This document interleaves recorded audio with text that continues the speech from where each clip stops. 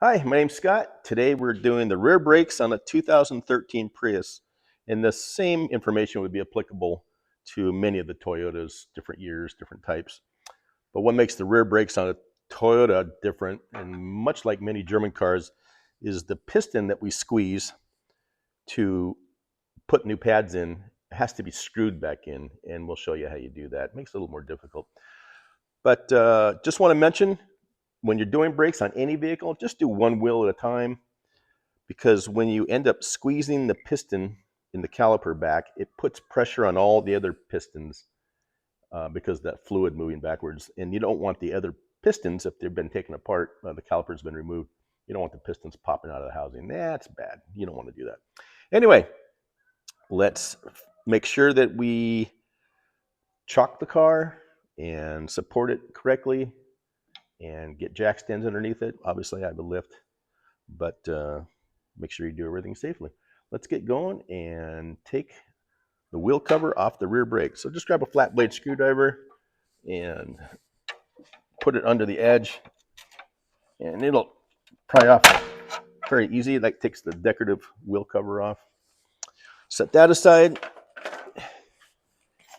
and let's get the wheel off.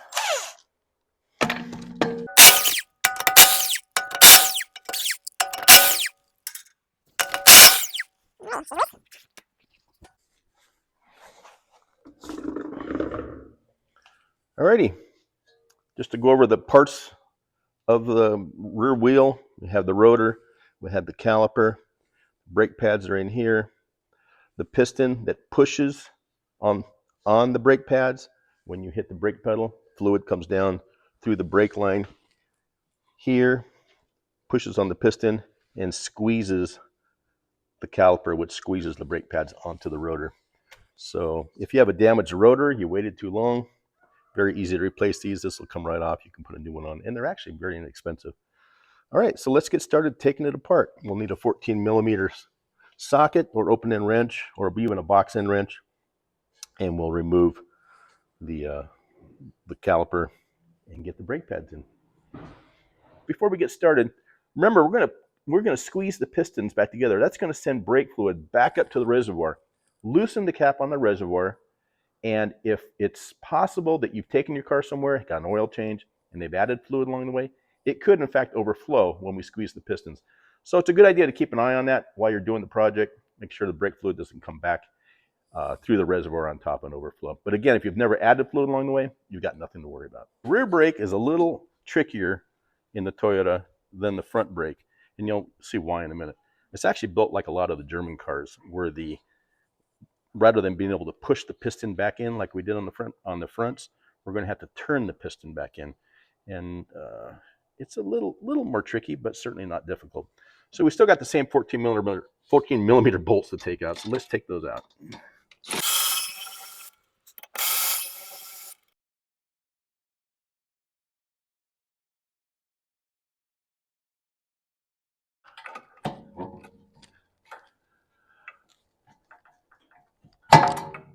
Right. The difference on this rear brake is that we have a parking brake cable coming in from the bottom. Of course, you don't have a parking brake cable on the front. And that, when you pull the parking brake, it pulls this cable, which locks the caliper onto the rotor when you park the car. So we really don't need to strap this one up. It's sort of going to hold itself. But in this case, you can see that the piston in the caliper looks different than the front one. It needs to be turned clockwise to go back in again. And we're going to have to put a little special tool on that. These brake pads in the rear, you'll see that they have a couple little pins, a little spring clips. There's two holes up in the top of the brake pads, and there's holes in the bottom of the brake pads. We'll just remove those clips. We'll make sure the kit comes with new ones, but until you know that for sure, hang on to these. And we'll take the pads out of the inside. It look like that's the outside, and then here's the inside, and that's where the scraper is. So the scraper's at the bottom of the inside pad. Alrighty, let's set those aside. I've linked this kit below, but there's various options available on the market. This is a very inexpensive kit that helps you turn back the caliper pistons when they need to be turned instead of just pushed. Really makes it easier, and it's pretty inexpensive. Okay, in the brake kit, I've chosen this disc, and it has two protrusions on it right here, and they happen to fit just perfectly into these grooves inside the piston. So it'll sit like that when I go to turn it. So now let's hook the rest of it up, and you'll see how it works. Okay, this is the tool that we're going to turn clockwise. They also have one for going counterclockwise, but we're going to be turning the piston in clockwise on this Toyota. So we're going to need a wrench that fits the backside of this. I'll have to see what that is. It looks like a 19 or so, but I'll find out in a second. This part, the disc that we chose, will sit right on here. And that will go in there. And then we need to put the backing plate on. So we put the backing plate on this way. And that's what we're going to push against. We're going to push against this, and the piston's going to be screwed back in this way. You can see how that works. It's pretty simple, especially after the first time you do it. Backing plate is helping me push against this piston. We turn the screw, and the piston slowly goes slow, and it slowly goes back in. Every now and then you'll need to tighten this again and turn a little bit more. Tighten this a little more. Turn a little bit more. And we're almost there. All right, we've done it. So now we can loosen it. Remove it. And you can see that the piston is all the way back in the housing now. Again, we rotated it clockwise. Okay, so this is the proper brake pad for the inside. See the arc matches the arc of the rotor there. We got the scraper going into the lower bottom section. All right, so we're going to pop this lower brake pad in. We're going to go in there. That's the lower one in, scraper at the bottom. Then we're going to grab the inside pad. And we're going to push it in here. The brake pads will come with a whole set of new clips. So take a look at your clips. If they look worn in any way, replace them. But most of the time, you don't really need to hassle it. You can use the old clips that were already there. Okay, so now we have the brake pads on. We just have to put the caliper back on. Again, make sure that these bolts float in and out, both sides. If they don't, again, you want to pull the bolt loose from these rubber boots, pull it out, grease it, and put it back in. All right.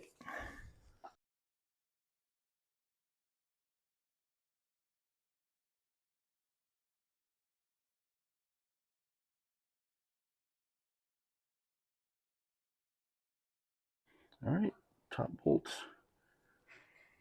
bottom bolt.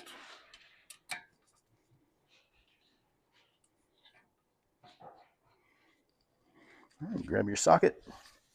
Same 14 millimeter we were using before.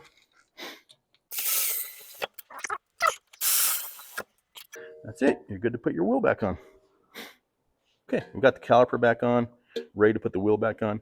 I also want to note, it's really a good idea to put a little bit of grease on all the wheel studs because brakes get hot. And when the brakes get hot enough, they send the heat all the way out through the lug nut. And over time, it can sort of weld itself onto the lug nut. So if I put a little grease on each one of them, I'll show you how much I put on. It's not very much. Not that it matters, but I'm using Slick 50 grease. I just put a little bit on each stud, and that will assure you that they'll never get locked on there. If you like this video, I'm willing to make more videos like it. Just hit the like button and subscribe, and I'll get busy. Thanks, everybody.